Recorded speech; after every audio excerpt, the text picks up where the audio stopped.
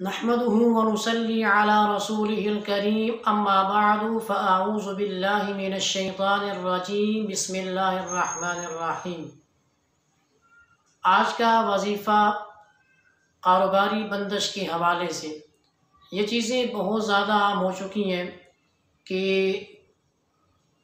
हम में से हर वो शख्स जो कारोबार से मुंसलिक है, छोटा कारोबार है या बड़ा कारोबार है, छोटे पैमाने पर वो काम कर रहा है या किसी वसी पैमाने पर उसने अपना कारोबार शुरू किया हुआ है, वो भी परेशान है कि कारोबार चलता नहीं है, गाहक नहीं आते, कारोबार में बरकत नहीं पड़ती, दुकान के अखराजात बड़ी मुश्किल से निकलते हैं।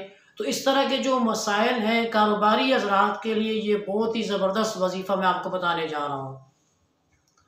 तो आप हज़रात जो भी कारोबार कर रहे हैं, ठीक है, अपना कारोबार कर रहे हैं, किसी के साथ हैं, कहीं भी काम कर रहे हैं, आपने इखलास के साथ ये अमल करने हैं, इंशाअल्लाह फिर आपको उसका फ़ायदा भी होगा। और आप मुझे बताइएगा भी कमेंट के अंदर कि किन किन अहबाब ने इस अमल को अपनाया। इंशाअल्लाह दुआएं देंगे, आप इस अमल को करेंगे।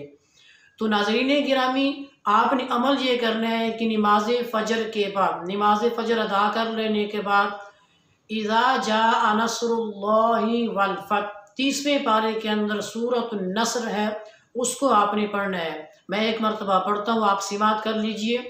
इज़ा जाअ नस्रुल्लाहि वल फ़थ व रअयतन नास यदखुलून फ़ी दीनिल्लाहि अफ़वाजा फ़सब्बिह बिहम्दि रब्बिका वस्तग़फ़िर इन्नहु कान तव्वाबा।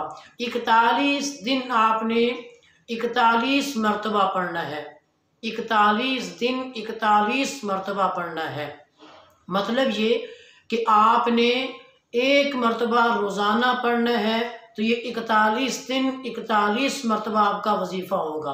आप इस अमल को करें और इंशाअल्लाह 6-7 दिनों के बाद, 10 दिनों के बाद फिर आप खुद महसूस करेंगे कि आपके कारोबार में किस तरह बरकत आती है। बस ये कोशिश करें कि नमाज की तरफ अपने आप को लाएं। नमाज बहुत बड़ा अमल है, यकीन कीजिए नमाज बहुत बड़ा अमल है।